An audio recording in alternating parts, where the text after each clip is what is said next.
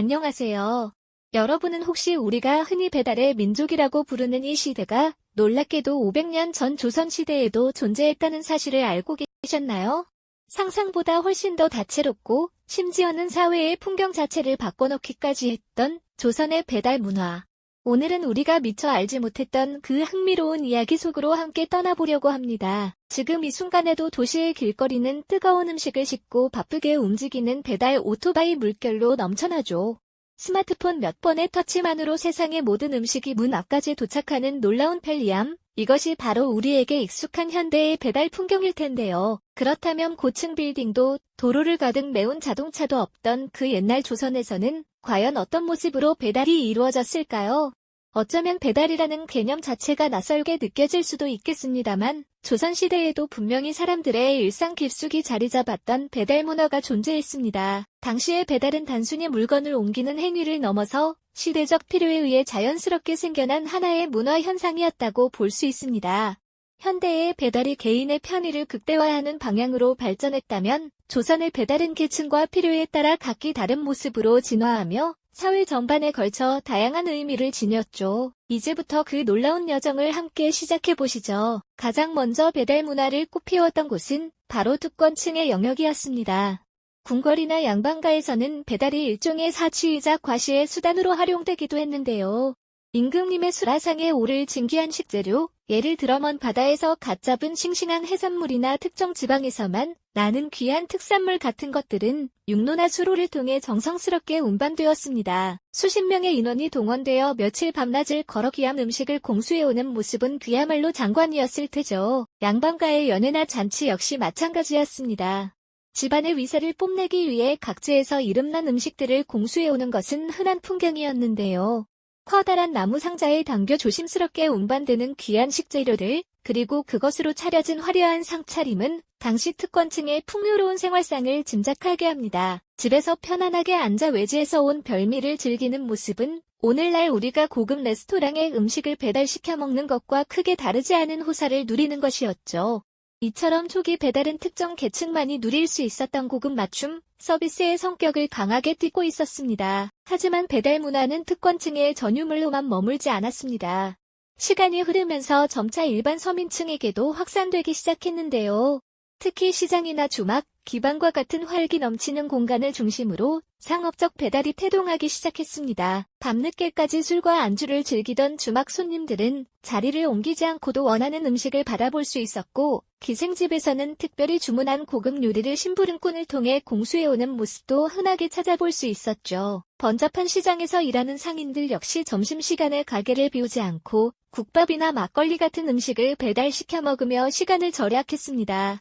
낮에는 물건을 팔고 밤에는 술과 이야기꽃을 피우던 조선시대 도시의 활기 넘치는 모습 속에서 배달은 사람들의 편리함을 더하고 삶의 질을 높이는 중요한 역할을 담당했던 것이죠. 이처럼 배달은 점차 도시의 밤문화를 풍요롭게 하고 바쁜 일상 속에서 사람들에게 작은 여유를 선사하며 없어서는 안 될 서비스로 자리 잡아갔습니다. 이렇게 배달이 보편화되면서 단순히 서비스를 넘어 전문적인 직업군이 탄생하고 도시의 풍경과 생활 방식이 근본적으로 변화하기 시작했습니다. 등짐을 지거나 지게에 음식을 싣고 한양의 복잡한 골목길을 빠르게 오가는 전문 배달꾼들의 모습은 그 자체로 역동적인 도시의 상징이 되었죠. 그들은 단순히 음식을 나르는 것을 넘어 도시의 혈액처럼 정보를 전달하고 사람들의 연결고리가 되어주기도 했습니다. 배달인들의 활약 덕분에 사람들은 시간을 절약하여 다른 일에 집중할 수 있었고, 이는 생산성 향상으로 이어지기도 했습니다. 예를 들어 관청의 관리들이나 바쁜 상인들은 식사를 배달시켜 먹으며 업무의 효율을 높일 수 있었고요. 특정 지역의 음식점들은 배달 서비스를 통해 더 많은 손님을 유치하고 번성할 수 있었죠. 이처럼 조선의 배달 문화는 단순히 먹거리를 나르는 것을 넘어 새로운 직업을 창출하고 도시의 활력을 불어넣으며 사회 변화에 중요한 촉매제 역할을 해냈습니다. 네, 맞습니다.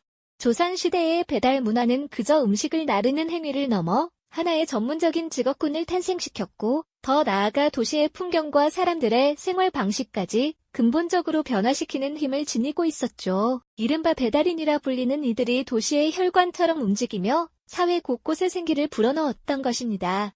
그들의 발걸음은 단순히 음식을 전달하는 것을 넘어 한양의 번잡한 거리에 새로운 활력을 더하고 사람들의 일상의 편리함을 선사하는 중요한 역할을 해냈습니다. 상상해보세요.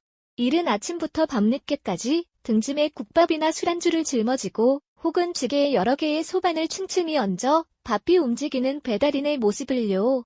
그들은 시장의 상인들이나 관청의 관리들에게 따뜻한 식사를 제때 배달해 주었을 뿐만 아니라 사랑방에서 술자리를 즐기는 양반들에게도 기생집에서 특별히 준비한 고급 요리를 신속하게 가져다 주었죠. 이처럼 조선의 배달인들은 신분을 가리지 않고 다양한 계층의 사람들에게 없어서는 안 될 존재로 자리매김했습니다. 특히 한양과 같은 대도시는 수많은 사람과 물자가 오가는 복잡한 공간이었기에 배달인들의 역할은 더욱 중요했습니다. 그들은 미로 같은 골목길과 사람들로 북적이는 시장을 헤치며 주문받은 음식을 제 시간에 정확히 전달해야 하는 고도의 숙련된 기술과 체력을 요구받았죠. 마치 오늘날의 배달 라이더처럼 그들은 도시의 지리와 사람들의 동선을 꿰뚫고 있었을 겁니다. 이런 전문성 덕분에 배달인이라는 직업은 점차 사회적으로 중요한 위치를 차지하게 되었고, 이들의 존재는 도시의 활력과 경제 흐름에 직접적인 영향을 미쳤습니다. 이들의 활약 덕분에 사람들은 귀한 시간을 아껴 다른 생산적인 활동에 집중할 수 있었고요. 바쁜 관원들은 점심 식사를 배달시켜 먹으며 서류 작업에 몰두할 수 있었고, 시장에서 물건을 팔아야 하는 상인들은 자리를 비우지 않고도 따뜻한 국밥 한 그릇으로 에너지를 충전할 수 있었죠. 특정 지역의 주막이나 음식점들은 배달 서비스를 통해 더 많은 손님을 유치하고 매출을 크게 늘려 번성할 수 있었습니다. 이는 곧 도시 전체의 경제가 더욱 활발하게 돌아가도록 돕는 선순환을 만들어냈습니다. 이처럼 조선시대의 배달 문화는 단순히 먹거리를 나르는 행위를 넘어 계층 간의 경계를 허물고 새로운 직업을 창출하며 도시의 활력을 불어넣는 사회 변화의 중요한 촉매제였습니다. 우리가 흔히 배달 강국이라 자부하는 현대 한국의 모습이 결코 우연히 만들어진 것이 아니라는 사실을 깨닫게 되는 순간이죠. 오랜 역사의 흐름 속에서 형성된 어쩌면 우리 민족 고유의 문화적 DNA가 현대에 와서 꽃을 피운 것은 아닐까요? 과거와 현재를 잇는 배달이라는 흥미로운 키워드를 통해 우리는 시간이 흘러도 변치 않는 인간의 편리 추구 욕구와 더 나은 삶을 향한 사회 발전의 동력을 발견하게 됩니다. 500년 전 조선 사람들도 지금 우리처럼 편리함을 추구했고 그 결과로 배달이라는 시스템을 발전시켰다는 사실은 깊은 공감과 함께 놀라움을 안겨주죠. 조선시대의 배달 이야기는 단순히 옛날 이야기가 아닙니다. 우리가 살아가는 현재의 편리함과 효율성이 어떻게 과거의 씨앗에서부터 자라났는지를 보여주는 중요한 단서가 됩니다. 500년 전이나 지금이나 인간은 더 나은 삶을 위해 끊임없이 새로운 방식을 모색해왔음을 상기시켜주는 것이죠. 과거의 지혜와 현재의 기술이 만나 이루어낸 배달이라는 익숙한 현상 속에서 우리가 미처 알지 못했던 역사의 깊이와 재미를 다시 한번 되새겨보는 건 어떠실까요? 이 영상이 도움이 되셨다면 좋아요와 구독 부탁드립니다. 여러분의 응원이 제게 큰 힘이 됩니다. 다음 영상에서도 더 유용한 정보를 공유하겠습니다. 감사합니다.